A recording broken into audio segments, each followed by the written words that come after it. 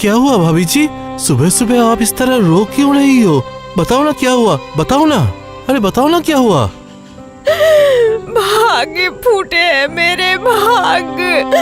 इस गांव में रहती हूँ मैं और कर भी क्या सकती हूँ। मेरे बूढ़े बाबा, हे भगवान, आप सब देख रहे हो सब कुछ। हाँ, क्या कह रही हो? चाचा जी क्या हुआ? चाचा जी को क्या हुआ? हाँ, अभी तो उनकी उम्र 70 साल होने में 6 महीने बाकी था, तो इतनी जल्दी? अरे वही तो बात है। 1 साल से वो लगातार तारीख गिन रहे थे और डर के मारे रोते थे कि 70 साल होते ही उन्हें खाई में फेंक देना होगा। इसी डर के साथ वो जी रहे थे। क्या कर सकते हो बोलो भाभी जी, यही तो इस राज्य का नियम है। बुजुर्ग इंसान बोझ बन जाते हैं, वो लोग किसी काम के नहीं, और इसीलिए 70 साल होते ही उन्हें जानबूझकर मौत के मुंह में धकेल देते हैं। इसी डर से ही बाबा ने आत्महत्या कर ली।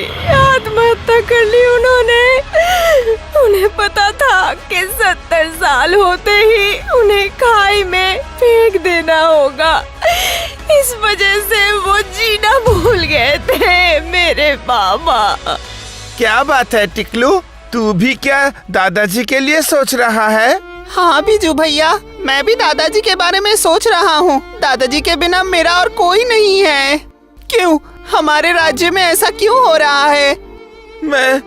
मैं खुद ही मेरा पिताजी को इस तरह खोया है, अपने हाथों से उस खाई में धकेल दिया।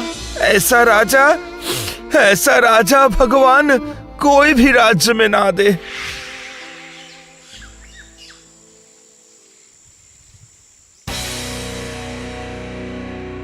महाराज, अपराध मत लीजिए, लेकिन ऐसा तो नहीं है ना कि प्रजा की अभिशाप से ही राजकुमारी की तबीयत खराब है। मंत्री, तुम अच्छे तरह जानते हो कि इस तरह के अंधविश्वास में मुझे बिल्कुल यकीन नहीं। राजकुमारी का तबीयत खराब होने का दूसरा कारण है, जरूरत पड़ने से कविराज बुलाएंगे। इस तरह बेकार बातें क्यों कर रहे हो?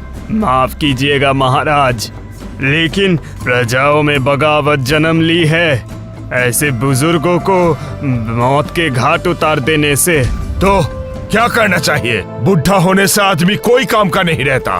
एक तरफ तो राज्य में इतना ज्यादा निवासी, उसके ऊपर अगर बुढ़े भी जिंदा रहे, भोजन सामग्री, राजकोष का क्या हाल होगा समझ रहे हो तुम?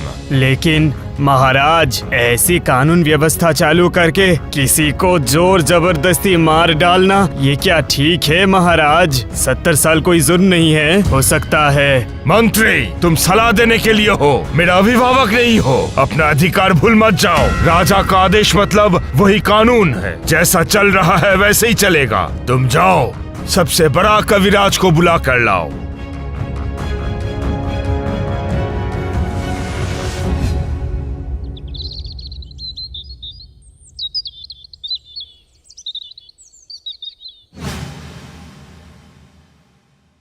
दादाजी, हम ऐसे राज्य में क्यों रहते हैं जहाँ बुजुर्गों को कोई सम्मान नहीं करता, आदर नहीं करता?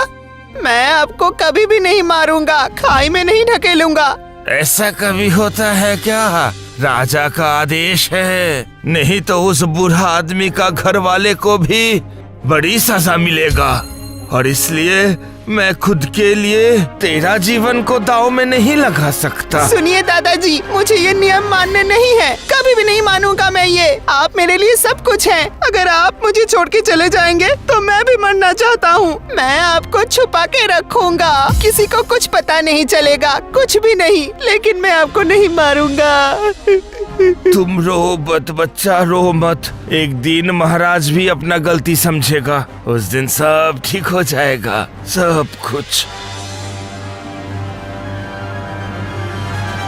सुनो सुनो सुनो, हमारे राज्य के महाराज की एक लौती बेटी विपाशा की तबीयत बहुत खराब है।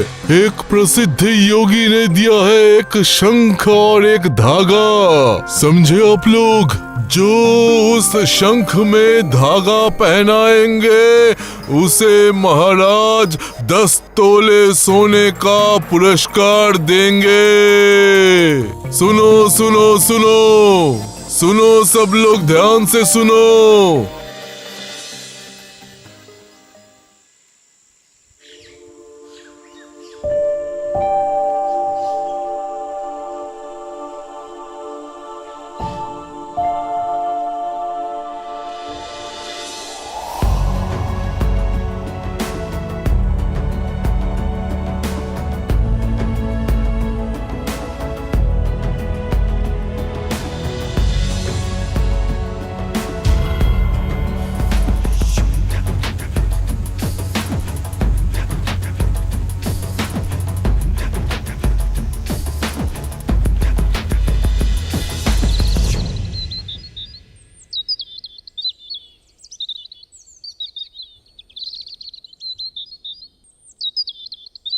आज 7 दिन होने को आया, ये शंख और ये धागा यहीं पे रखा हुआ है, लेकिन कोई भी इस शंख के अंदर इस धागा को डालने में सक्षम नहीं हुआ। कोई नहीं मंत्री। हाँ महाराज, कितने सारे लोगों ने चेष्टा की परंतु कोई कुछ भी नहीं कर सका महाराज। ये शंख का मुंह इतना छोटा है, ये बिल्कुल नामुमकिन है।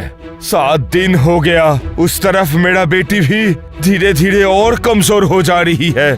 महाराज, अगर आप आदेश देंगे तो मैं ये करना चाहता हूँ। मैं कर सकूँगा महाराज। तुम इतना छोटे हो, फिर भी ठीक है, तुम कोशिश करके देखो, मुझे कोई ऐतराज नहीं है।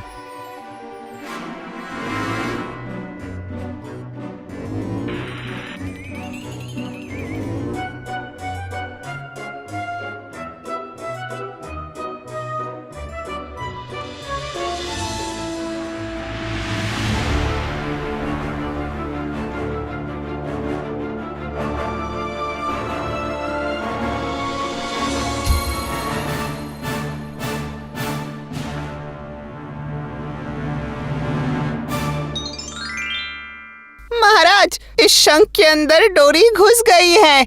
आप राजकुमारी को ये बांध सकते हैं। जल्दी से जाओ, राजकुमारी का हाथ में बांध दो।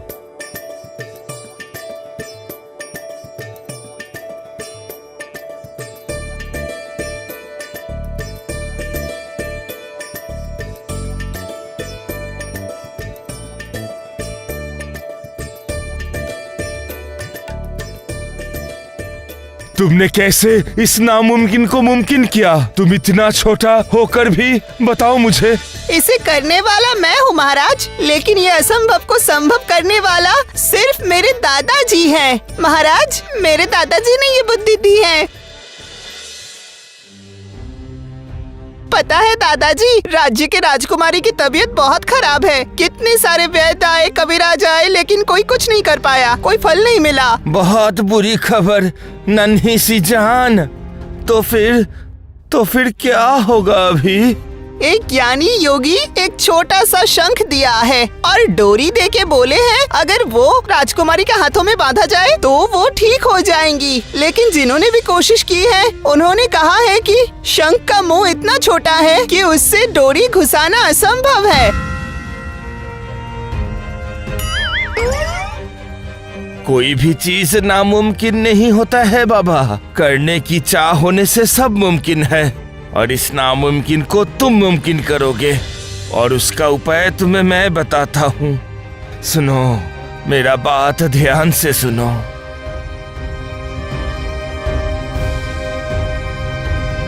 लेकिन महाराज, जिस दादाजी की वजह से ये कार्य संपन्न हुआ उनकी आयु 70 से ज्यादा है, लेकिन मैं उन्हें मार नहीं सका महाराज। क्या तुम्हारा इतना साहस? तुम्हें पता है ये कितना बड़ा गुनाह है? राजा का आदेश को तुमने नहीं माना, तुम्हें मैं मृत्युदंड दे सकता हूँ, पता है? महाराज, किसी के प्राण बचाने के वजह से अगर आप मुझे मृत्युदंड देना चाहते हैं तो मैं वो हंसते हंसते स्वीकार करूँगा। लेकिन स्मरण रहे महाराज, अगर दादाजी जिंदा नहीं होते तो राजकुमारी भी ठीक नहीं हो पाती। उसने ठीक ही कहा महाराज, प्रवीण लोगों का महत्व अपरिहार्य है।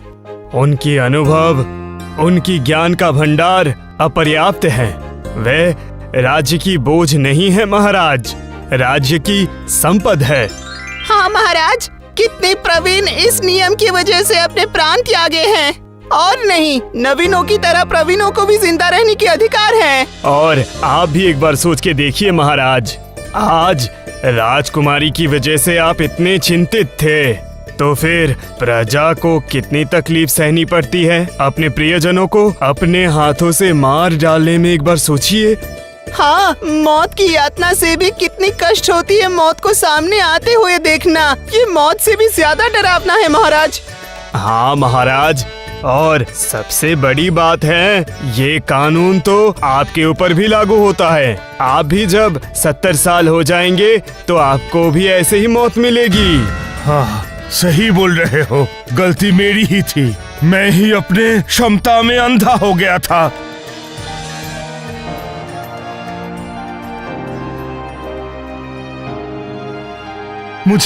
आप लोग मुझे क्षमा कर दीजिए। मुझे पता है मैंने जो किया है उसका कोई सजा नहीं, पर मैं वचन देता हूँ आज ही से वो बुरा कानून बंद किया जाएगा। आज से युवा के साथ साथ बुढ़े भी रहेंगे, सम्मान के सहित इस राज्य में रहेगा। हे बालक, तुम्हें शुक्रिया।